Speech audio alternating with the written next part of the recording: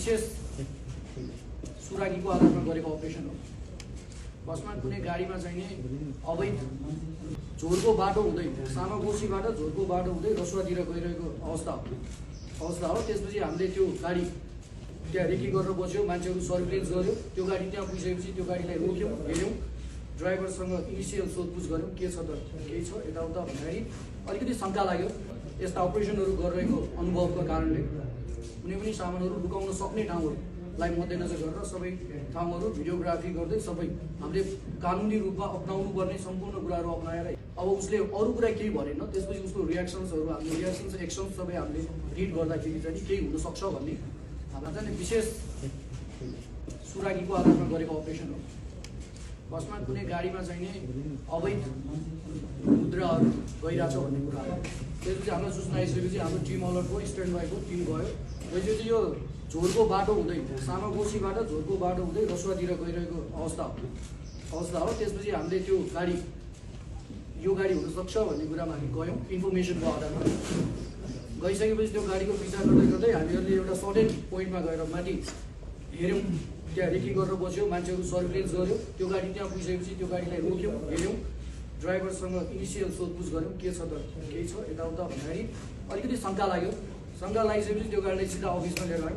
अफिसमा लिएर आएर हामीले सम्पूर्ण लुकाउन सक्ने ठाउँहरू, किनभने हामीले पहिला नै यस्ता अपरेसनहरू गरिरहेको अनुभवको कारणले कुनै पनि सामानहरू लुकाउन सक्ने ठाउँहरूलाई मध्यनजर गरेर सबै ठाउँहरू भिडियोग्राफी गर्दै सबै हामीले कानुनी रूपमा अप्नाउनु पर्ने सम्पूर्ण कुराहरू अप्नाएर हेऱ्यौँ। हेर्दाखेरि यो आज तपाईँहरूले हेर्ने हामीले बरामद गरेका सामानहरू चाहिँ भेटिएको अवस्था। उनले के भने रियाक्सन गरेको थियो जस्तो तपाईँले सोधपुछ गर्दाखेरि कहाँ जानला भन्दा रसुवा जानला भन्ने कुरा गर्यो। त्यसपछि के हो कसो भन्दाखेरि अब उसले अरू कुरा केही भनेन। त्यसपछि उसको रियाक्सन्सहरू हामीले एक्सन्स सबै हामीले रिड गर्दाखेरि चाहिँ केही हुनसक्छ भन्ने हामीलाई चाहिँ शङ्का लाग्यो। अरू छैन, खाली छ। के लिनु भन्दाखेरि उताबाट केही सामान आयो भने म सामान लिएर आउँछु भन्ने उसको भयो। अरू यो मान्छेले पहिला जेलमा बसेको बाहेक त्यो केस बाहेक अरू क्रिमिनल हिस्ट्री के छ? अरू अहिलेसम्म हामीले हेर्दाखेरि देखेको छैन, हामी हेर्दैछौँ। जेलबाट निस्केर अरू के गरेछ? अघि ट्रक चलाउने काम गर्यो भन्छ उसको बयान अनुसार। अरू हामी खोज्दैछौँ। यो मान्छे निरन्तर रूपमा सुन तस्करीमै लागे जस्तो देखिन्छ। निरन्तर अब एकचोटि फेला पर्यो पहिला नै, अहिले यो दोस्रो टाइम फेला पर्यो। अब बिचको पिरियडमा यो फेला नपरिसकेको अवस्थामा हामीले हो नै भन्न पनि नसकेको हेर्दाखेरि चाहिँ लगभग देखियो।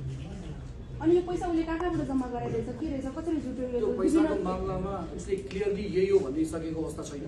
त्यसमा चाहिँ कोही दुईवटा मान्छेहरू आएर मेरो गाडीमा त्यहाँसम्म पुगाइदिए भनेर भनेको छ भन्ने कुरा छ। त्यो हामी अनुसन्धान गर्दैछौँ, पछि आयो भने सेयर गर्छौँ। सर, योभन्दा अगाडिको सुन केसमा त्यो हजुरहरूले मात्रै एक्लैलाई त्यो बेलामा पनि उसले 7 केजी सुन लिएर आइरहेको अवस्थामा फेला परेको। त्यो बेलामा लगेको होइन कि लिएर आउँदाखेरि 7 केजी सुनसहित फेला परेको।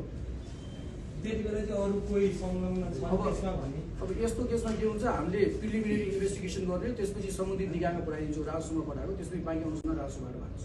अहिलेसम्मको हकमा उसले कसैलाई पोलेको छ या छैन? अहिलेसम्म अमुक व्यक्तिहरू भनेको छ, तर नाम भनेको छैन। हामी हेर्दैछौँ। एक्लै थियो, भरियामै सिमित हुने हो कि भन्ने धेरैको आशंका रह्यो कि, किनभने उता सुन किन्नै गयो भन्ने धेरैको आशंका रह्यो। अब अहिलेसम्म उसको भनाइअनुसार चाहिँ उसले लिएर गएको मात्र आएको छ, बाँकी हुँदैछ। केही आयो भने हामी यो हाम्रो बरामदी रकमको मान्छे अहिलेसम्मको ठुलै हो। अहिले हामीले उता बाहिर डिस्प्लेमा राखिदिएको छौँ त्यो सबै रकमहरू होइन। नेपाल प्रहरीले अहिलेसम्म समातेको नगद रकम चाहिँ यो अहिलेसम्मको ऐतिहासिक रेकर्ड हो भन्न खोजेको। अब यही ठ्याक्कै कसरी भन्न सकिन्छ हो कि जस्तो लाग्छ हामीलाई चाहिँ होइन। अब योभन्दा धेरै अब अरू डिस्ट्रिक्टमा पनि भएको पनि हुनसक्छ। यो ठ्याक्कै चाहिँ भन्न सकिँदैन। यो कार्यालयको चाहिँ यो अहिलेसम्मको ठुलै रकम हो। त्यो बाहिर हाम्रो डिस्प्ले राखेको